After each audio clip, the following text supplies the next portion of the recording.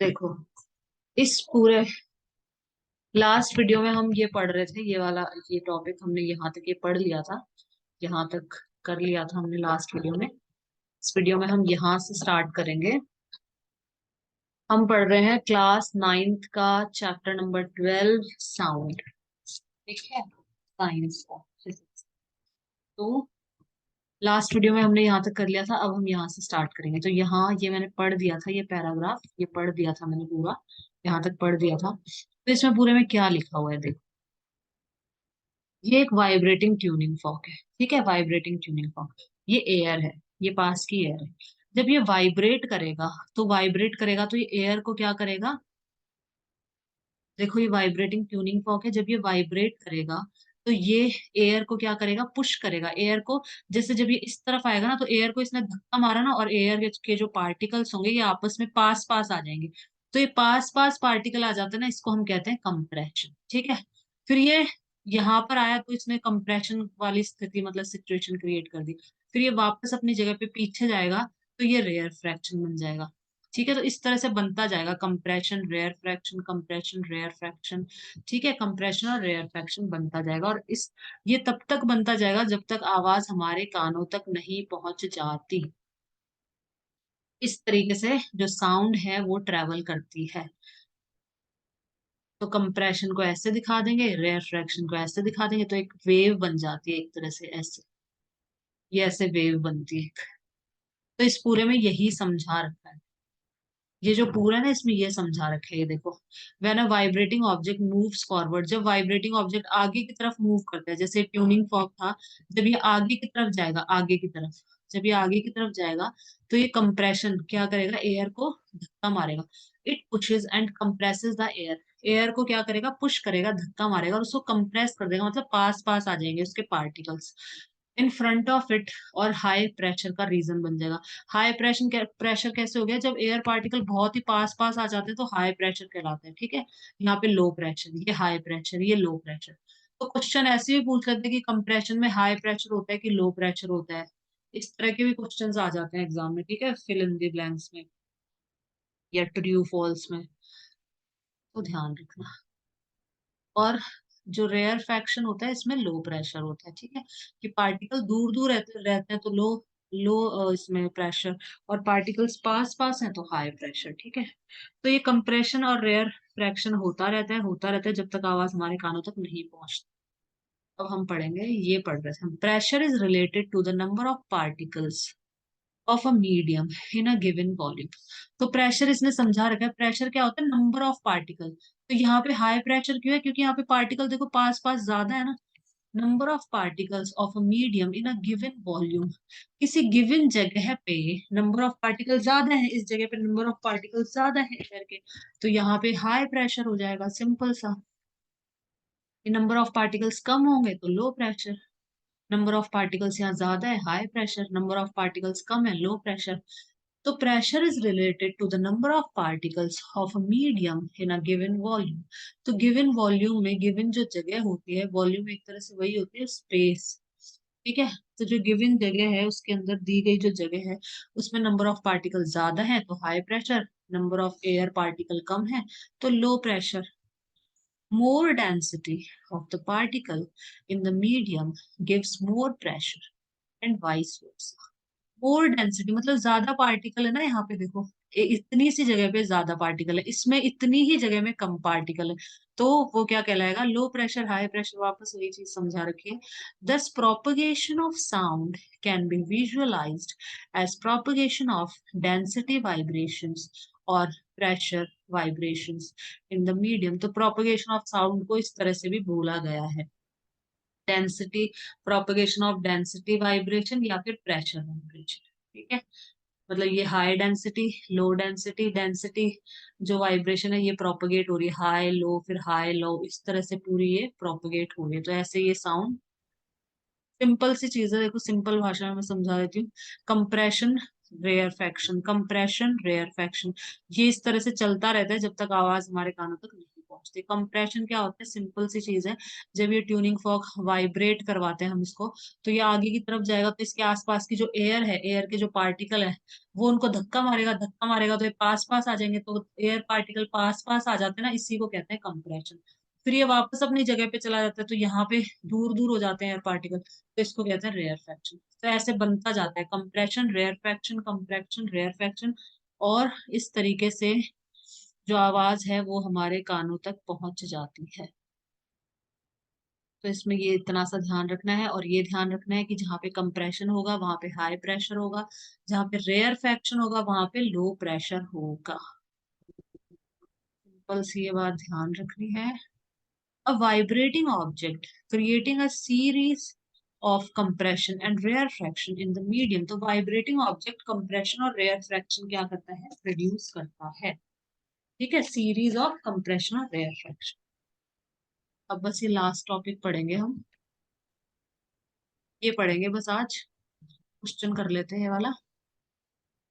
How does the sound produced by a vibrating object in a medium reach your ear। इसने बोला है कि जो साउंड प्रोड्यूस हुई है किसी भी वाइब्रेटिंग ऑब्जेक्ट, फोन से या ट्यूनिंग फोक से, किसी से भी जो साउंड प्रोड्यूस हुई है, पैदा हुई है, वो हमारे कानों तक कैसे पहुंचती है। तो देखो, या तो ये लिख देना पूरा, ये जो है ना इसमें, ये पूरा लिख देना आप। यहाँ से, यहाँ से, यहाँ से, पेन वाइब्रेटिंग ऑब्जेक्ट, या तो ये लिख दो इसमें, ये यहाँ से यहाँ तक पूरा लिखना पड़ेगा। Propagate through the, this make sound wave propagate through the medium, यहाँ से यहाँ तक लिख देना पूरा। यही समझा रखे कि साउंड वेव कैसे प्रोपोगेट होती है, ये पूरा। When a vibrating object move forward, ये पूरा लिखना है यहाँ तक। ठीक है, यही लिख देना, या फिर ये भी लिख सकते हो, ये वाला भी लिख सकते हो, व्हेन एन ऑब्जेक्ट वाइब्रेट, ये यहाँ तक आएगा पूरा। दोनों ही सही है। वैसे तो देखो ये वाला लिखना चाहिए, ये वाला जो आंसर होता है ये वाला लिखना ज्यादा सही रहेगा। कंप्रेशन रेयर फ्रैक्शन का भी वो हो जाएगा, एक्सप्लेनेशन आ जाएगा इसमें। ठीक है, तो ये क्वेश्चन हो गया हमारा। अब हम बस ये लास्ट टॉपिक है आज का, ये और पढ़ लेते हैं। Sound needs a medium to travel. Sound को ट्रेवल करने के लिए एक मीडियम चाहिए, सॉलिड मतलब air, water, steel, solid, liquid, gas. ठीक है, तीनों में से कुछ भी हो, तीनों में साउंड ट्रेवल करती है। और सबसे ज्यादा, सबसे कम किस में ट्रेवल करती है, इसमें वो भी बताया जाएगा। पढ़ लेते हैं। देखो, sound is a mechanical wave and needs a material medium like air, water, steel, etc। तो साउंड एक मैकेनिकल वेव है, ये भी ध्यान रखना, ये भी पूछ लेते हैं ट्रू फॉल्स में। और इसको एक मीडियम चाहिए ट्रैवल करने के लिए। अगर एयर, वाटर या स्टील, इनमें से मतलब air, water, solid, liquid, gas, तीनों में से कोई भी मीडियम नहीं होगा तो साउंड ट्रैवल नहीं करेगी। फॉर इट्स प्रोपगेशन, प्रोपगेशन मतलब वही चलने के लिए, ट्रैवल करने के लिए, ट्रांसमिट होने के लिए। ठीक है, प्रोपगेशन का मतलब ये होता है। अब देखो, अब आगे पढ़ लेते हैं। It cannot travel through vacuum. Vacuum होता है जिसमें बिल्कुल भी एयर ना हो, नो एयर, उसको हम कहते हैं वैक्यूम। ठीक है, तो वैक्यूम में से साउंड ट्रेवल नहीं करती, इसको भी टिक कर लो, बहुत पूछा जाता है। Which can be demonstrated by the following experiment. नीचे एक्सपेरिमेंट में दिखा रखा है कि वैक्यूम में, जहां वैक्यूम मतलब होता है बिल्कुल भी एयर नहीं, जहां पे बिल्कुल भी एयर नहीं होगी, जिस जगह पे अगर वहां पे दो पर्सन खड़े हैं, तो ये कुछ बोल रहा है तो इसको कुछ भी सुनाई नहीं देगा। अगर ये कुछ बोल रहा है इसको कुछ नहीं सुनाई देने वाला, अगर एयर नहीं है, कोई मीडियम नहीं है तो। क्योंकि साउंड को मीडियम चाहिए होता है ट्रेवल करने के लिए, ये भी क्वेश्चन पूछा जाता है कई बार कि साउंड को ट्रैवल प्रोपगेट करने के लिए मीडियम चाहिए कि नहीं चाहिए। तो चाहिए।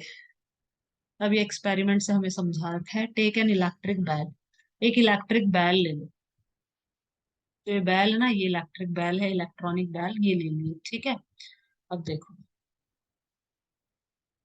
Take an electric bell and an air tight glass bell jar. एक ये एयर टाइट ग्लास का जार ले लिया, ये जार ले लिया, मतलब इसमें एयर नहीं घुस सकती। एयर टाइट मतलब ये इतना टाइट है कि इसमें एयर अंदर नहीं जा सकती। देखो इसमें वैक्यूम पंप से सारी एयर बाहर निकाल दी, सारी एयर बाहर निकाल दी। अब इसमें बिल्कुल भी एयर नहीं है। इसको टाइटली यहाँ से हमने, ये जो कॉर्क बोलते हैं इनको, इसको रबर का कॉर्क होता है, ये हमने यहाँ फिक्स कर दिया है।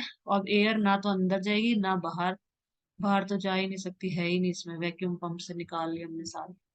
ठीक है, तो देखो ये बेल जार, मतलब ये जार है, ये हमारी बेल है, ये कॉर्क है, ये हमारा स्विच है, जिससे हम इसको प्रेस करेंगे तो ये बेल बजेगी, घंटी बजेगी।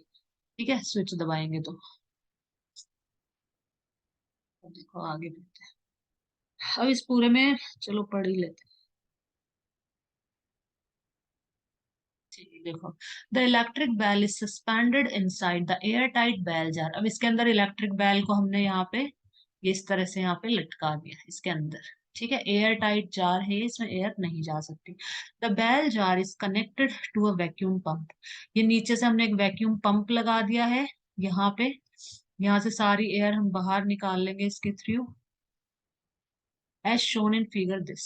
If you press the switch, you will be able to hear the bell. अभी हमने एयर बाहर निकाली, ठीक है, तो हमने जैसे ही स्विच प्रेस किया तो बेल बजेगी, हमें आवाज सुनाई दे रही है, सुनाई दे रही है। ठीक है, अब देखो now start the vacuum pump. अब वैक्यूम पंप को स्टार्ट कर देंगे तो वैक्यूम पंप क्या करेगा, सारी एयर को बाहर निकाल देगा। अब सारी एयर बाहर निकाल दी, अब हम स्विच को वापस से ऑन करके देखेंगे। When the air in the jar is pumped out gradually, जो एयर है वो धीरे धीरे जार में से बाहर जा रही है नीचे की तरफ से वैक्यूम पंप से, तो द साउंड बिकम्स फेंटर। तो जैसे हम दबाते जाएंगे तो साउंड हमें धीमी धीमी सुनाई देगी, और जैसे ही पूरी एयर बाहर निकल गई, बिल्कुल भी एयर नहीं, तो साउंड हमें सुनना बंद हो जाएगी। फेंटर मतलब होता है एकदम धीमी धीमी सुनाई देना। ठीक है, all the same current is passing through the bell। Bell में से सेम ही करंट जा रहा है ना, स्विच हम दबा रहे हैं तो सेम करंट हम भेज रहे हैं ना, जितना पहले भेज रहे थे, करंट तो सेम जा रहा है, लेकिन आवाज धीरे क्यों सुनाई दे रही है। After some time, when less air is left inside the bell jar, you will hear a very feeble sound। feeble मतलब बहुत ही कमजोर, बहुत ही मतलब कम साउंड सुनाई देगी, जब बहुत ही कम एयर रह जाएगी तो। अब पूरी एयर निकलने के बाद देखो, what will happen if the air is removed completely। अगर यहाँ से हम पूरी एयर निकाल ले तो क्या होगा, तो हमें बिल्कुल भी आवाज नहीं सुनाई देगी। ठीक है, अभी तो धीरे धीरे सुनाई दे रही थी ना, क्योंकि थोड़ी बहुत एयर थी। जब हम एयर को कंप्लीटली बाहर निकाल लेंगे जार में से, तो हमें बिल्कुल भी आवाज नहीं सुनाई देगी, क्योंकि साउंड को ट्रेवल करने के लिए एक मीडियम चाहिए, और मीडियम ही नहीं है, एयर है ही नहीं, तो साउंड ट्रेवल नहीं कर पाएगी। Will you still be able to hear the sound of the bell. क्या आपको अभी भी, जब एयर हमने कंप्लीटली रिमूव कर ली है, पूरी निकाल ली है, क्या उसके बाद भी आपको बेल की आवाज सुनाई दे रही है, नहीं सुनाई दे, नहीं सुनाई देगी। ठीक है, तो ये एक्सपेरिमेंट हमें समझाने के लिए किया है कि जो एयर है उसको एक मीडियम चाहिए होता है ट्रेवल करने के लिए, चाहे सॉलिड हो, चाहे लिक्विड हो, चाहे गैस हो, कुछ भी हो, हमें साउंड को ट्रेवल करवाने के लिए कोई ना कोई मीडियम चाहिए होगा। ठीक है, bells are experiment showing sound can not travel in vacuum. तो ये एक्सपेरिमेंट दिखा रहा है कि साउंड वैक्यूम में ट्रेवल नहीं कर सकती। बस ये हम कुछ क्वेश्चंस करेंगे और फिर ये हम कल पढ़ेंगे, ये वाला ये कल करेंगे, ये 3 क्वेश्चंस कर लेते हैं हम। Explain how sound is produced by your school bell. Explain करो कि आपकी जो स्कूल बेल होती है, घंटी होती है, तो उससे साउंड कैसे प्रोड्यूस होती है। तो उसमें भी हम यही बताएंगे कि जो हमारी स्कूल की बेल होती है, उसको एक हथौड़े से, हैमर से हिट किया जाता है ना उस बेल को, और तो फिर क्या होता है, इसमें भी वही कंप्रेशन और रेयर फैक्शन बनते हैं वाइब्रेशन की वजह से, और इस वजह से जो साउंड है वो हम मतलब एक तरह से प्रोड्यूस होती है। ठीक है, ये लिखना है इसमें।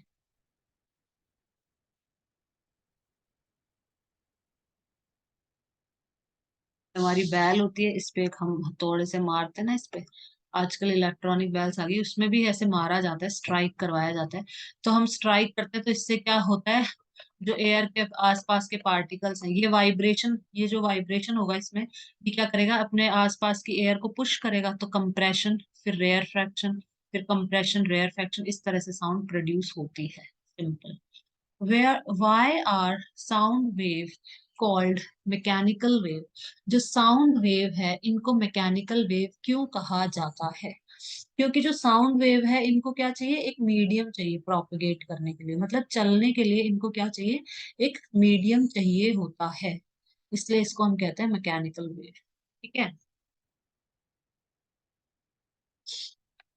थर्ड है, suppose you and your friend are on the moon. Suppose आप लोग मून पे हो, आप और आपकी जो दोस्त है वो चांद पे खड़े हो। यहाँ पे खड़े हो, या आप खड़े हो या आपकी दोस्त खड़ी है। Will you be able to hear any sound produce by your friend? तो तुम्हारे फ्रेंड, तुम्हारी दोस्त ने कुछ बोला तुम्हें, हाय, हाय बोला तुम्हें, ठीक है, हाय बोल के तुम्हारा नाम बोला, तो क्या तुम्हें आवाज सुनाई देगी? हमें आवाज नहीं सुनाई देगी, क्योंकि साउंड वेव को ट्रैवल करने के लिए, प्रोपगेट करने के लिए कुछ ना कुछ मीडियम की जरूरत होती है। लेकिन जो मून है वहां पे एटमॉस्फेयर ही नहीं है, मतलब एयर ही नहीं है वहां पे, तो साउंड वेव कैसे ट्रैवल करेगी? वैक्यूम के अंदर साउंड वेव ट्रैवल नहीं कर सकती ना। तो यहाँ मून पे एटमॉस्फेयर नहीं होता है, एयर नहीं होती है, वैक्यूम होता है एक तरह से। तो मून पे जब हम जाते हैं तो हमारे जो भी हियरिंग एड्स हैं वो सब लेके जाते हैं साथ में। ठीक है। तो यहाँ पे आवाज नहीं सुनाई देगी। तो आज बस अपन इतना ही करेंगे, बाकी काम कल करेंगे, ठीक है। आज बस यहाँ तक ही करेंगे खुशी, यहाँ से हम कल पढ़ेंगे यहाँ का।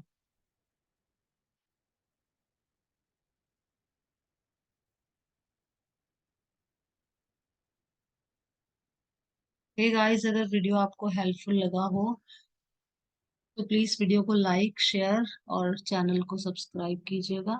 और कोई भी डाउट हो तो प्लीज कमेंट बॉक्स में लिख के बताइएगा, मैं जरूर रिप्लाई करूंगी। तो आज हम बस यहाँ तक ही पढ़ेंगे, कल हम कंटिन्यू करेंगे यहाँ से। Thanks and have a nice